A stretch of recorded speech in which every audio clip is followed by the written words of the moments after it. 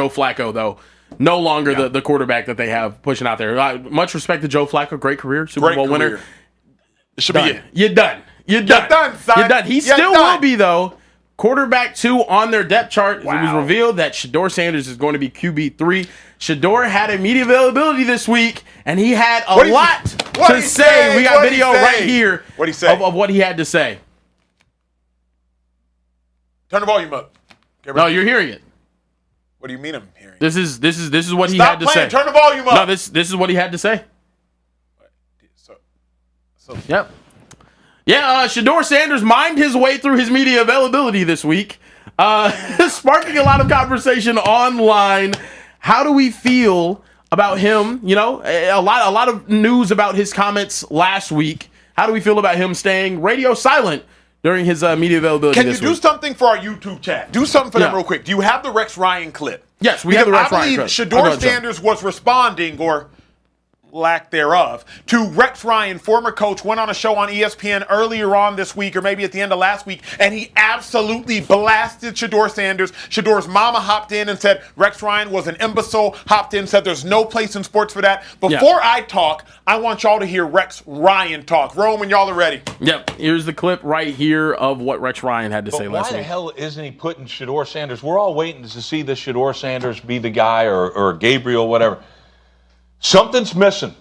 Something's missing with this kid. This kid talks. He runs his mouth like I could be a starting quarterback with his arms crossed like this. Get your ass in the front row and study and do all that. If I know, the whole league knows. Quit being an embarrassment that way. You got the talent to be the quarterback. You should be. You should be embarrassed that you're not the quarterback now. Well, it looks like there's something missing now. Is words from Shedeur Sanders. I have a lot to say, and I have thought long and hard about what I'm going to say. And again, shout out to Shedeur. He and his brother called me this weekend. I missed the call. We're supposed to get on the line just about some comments I've made. So first off, salute and respect to that family. With that being said, where do I start? Shedeur has too many nice people in his corner and not enough kind people in his corner. And there's a difference. See, when you're nice, you will say something to make somebody feel good, even if it's not what the hell you're supposed to say. But when you're kind, you'll be honest with somebody. You might tell them something that's a little uncomfortable for them to hear in the moment, but it will be better for them in the long run. I think Shedeur has too many nice people in his corner and not enough kind people in his freaking corner. My coach told me, Acho, listen to the message, not the tone. The message Rex Ryan was trying to get across was simple. Hey, when you respond, don't respond in a manner that dictates you will get attention. Shedeur Sanders 2 weeks ago went out there and said, based upon quarterback play, of course I could be starting. Rex Ryan wasn't saying go out there and mime your words. Rex Ryan was simply saying when you respond in an adult manner. I believe that Shedeur's response was immature. Shedeur's response was what we do when our significant other says, hey, can you give me a second? And then we decide not to talk to them for the rest of the day to prove to them a point. When the mature response would be, hey, what you said hurt my feelings, and I'm going to vocalize that, as opposed to shutting down and not saying anything. I care enough about Shedeur to actually say, hey, I don't think that was a wise decision. I do not believe that Shedeur can serve two masters. Who are the two masters?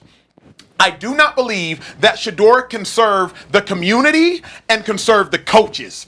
Because when he goes out there and does that whole mime thing, everybody's like, bruh, Shedeur, that was hilarious. Shedeur, that's jokes. Yo, you see Shedeur mimed it? You think Jimmy Haslam, the owner of the Browns, who I know, you think Jimmy Haslam's like, Shedeur, that was hilarious, bro. You think head coach, former coach of the year, Kevin Stefanski was like, bro, you see what Shedeur did? He mimed this whole, no, they didn't do that. They're sitting there like, oh, man, this kid again. And now, for those of y'all that are like, Rex Ryan told him not to say anything, so he's just not saying nothing.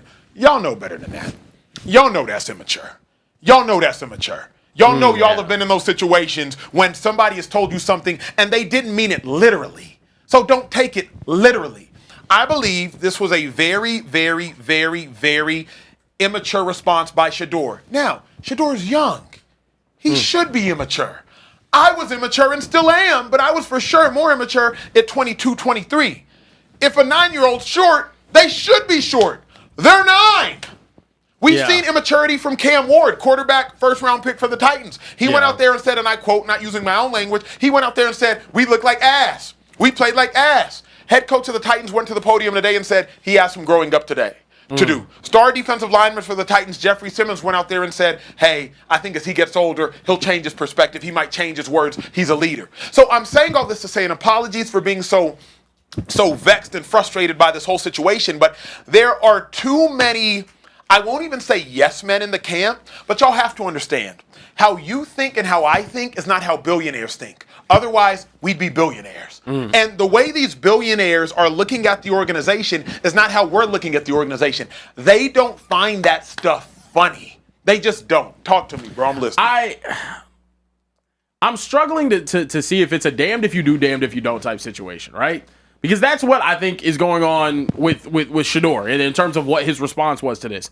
I say I'm confident in my abilities to be the starting quarterback, looking at the level of quarterback play across the league, and then I get slammed by Rex Ryan, and I get told that I need to be working in the film room, and I need to do all this stuff. Then I come out this week, and he's dead silent, and he memes it for sure. He makes a joke out of the situation, and then it's, oh my God, he's so immature. He made a joke out of the situation. To me, I get where you're coming from. Is it the most mature thing to do? No. To just be like, oh, well, I'm upset that like what I said is frustrating people, so I'm just gonna not say anything.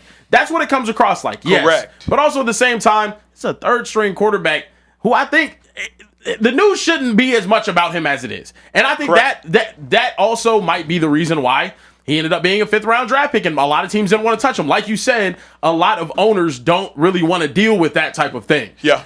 At the same time, though, man, I think if I'm being honest, I think we're blowing it out of proportion a little bit. Here's why I disagree. Firstly, with the damned if you do, damned if you don't premise, and I vehemently disagree with that because it's just be an adult. If Shedeur wanted to go out there and say, "Hey, Rex Ryan told me not to talk, so I don't feel like talking to the media today," bet. But don't go out there and like that's immature. Yeah. Like Care Bear, if your girl's like, hey, I would appreciate it if you were on time to pick me up when it's date nights, and now you show up 2 hours early and you just sit there like this with your thumbs crossed, that's an immature response to a normal request. Yeah. So like, if you want to, in an immature fashion, OD on your response, it's OD. Again, if we're being honest, if Shedeur would just chat GPT, what would Jalen Hurts say? He'd probably be starting right now. Yeah, I mean, be honest. Jalen Hurts is a non-emotional robot, though. But that's what coaches like. Think about it. Dak Prescott. You know this better than anybody who's a Cowboys fan. Dak Prescott, all he did for the first 6 years of his career was be a non-emotional robot. Completely. Dak Prescott in the NFL and Dak Prescott in college, two different people. The one time Dak Prescott decided to speak, he got in trouble for it. Remember after that game where fans were throwing stuff onto the field and Dak Prescott said, man, I ain't mad at what the fans did. Everybody jumped out of Dak Prescott. Yeah. But quarterbacks are supposed to be non-emotional at the podium. On the field, be as emotional as you want. Shout out Tom Brady. You want coach speak from your quarterback, I guess. But also, you're asking for conformity from the Sanders family. That's not going to happen, bruh. This is the same dude whose father got drafted, said, don't touch me. I don't want to play for your dang franchise. Showed up with the chains and said, I'm making that money. Prime time. His son has an equal level of confidence in his own abilities. But you're not going to get them to conform, man. That is the root of the issue. That is the root of the issue. The NFL dictates conformity. You do not have to conform. But then you might not get where you want to get in the NFL. And I just don't know why that's where he's so at hard right now to understand. It's like, I'm not going to, I've never been a part of the military. You have any military people in your family? Not really, military? My fiance is in the military. Yep. I would assume in the military there is some sort of level of conformity. I know certain times, certain haircuts have to be wear a certain way. Certain long sleeves can't necessarily show tattoos. Yep, haircuts, facial hair, all of that. All the things. Mm-hmm. I can't relate the NFL to the military because I'm not familiar enough with the military. But what I know is this. When you are a part of a team and the NFL is an organization and a team, sometimes that dictates conformity. You do not have to conform. If you feel like you're being a sellout, don't sell out. But in order to be a sellout, you have to have something to sell. So you don't have to conform. But we can't sit here and act like you're a martyr That's my only dilemma. Like, nobody's forcing Shedeur to conform. And I'm not even saying that he necessarily should. But what I'm saying is it confirmation, or is it conforming, or is it just being what you have to do to be a part of an organization? Now, I'll say this, and then holler back at me. Your talent will always make room for you. Your talent will always make room for you. Yeah. But the dilemma is, if your talent ain't making no room, your attitude better make up for it. Your maturation better make up for it. I hear that. Your I hear work that ethic argument. better make up for it. I hear that argument. Like, your talent will make room for you. Yeah. But if it don't make room, something else got to make room, Yeah, G. if he was, there's a lot that, like you said earlier, though, I think on last show, the league will put up with a lot of nonsense if you have that talent. Yeah. Like, if you have that talent. I mean, we've seen time and time again a lot of crazy things happen. People go to jail, come back, and because they're talented, they're going to get opportunities. Correct.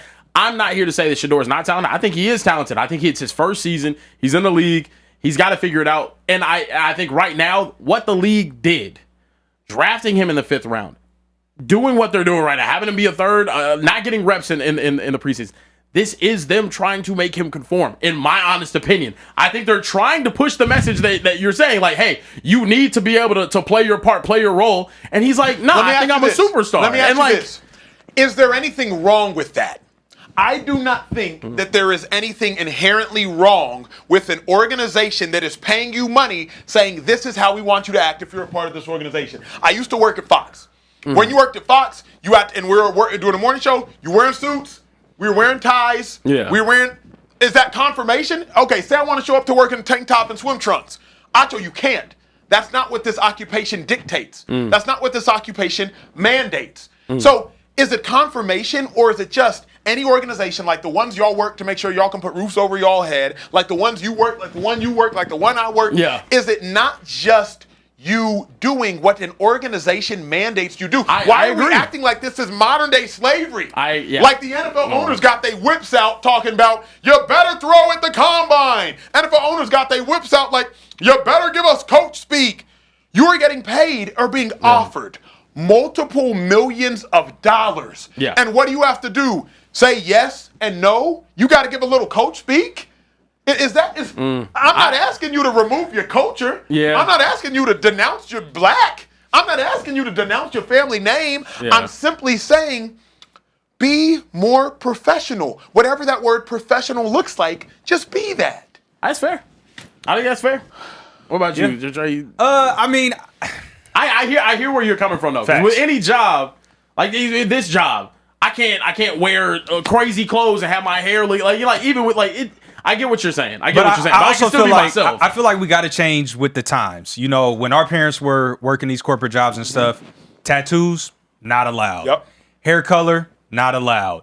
Long nails not allowed. You had to be kept and groomed and put. Society is changing, and it has changed. Tattoos are allowed. You can cover them up. You can have them exposed.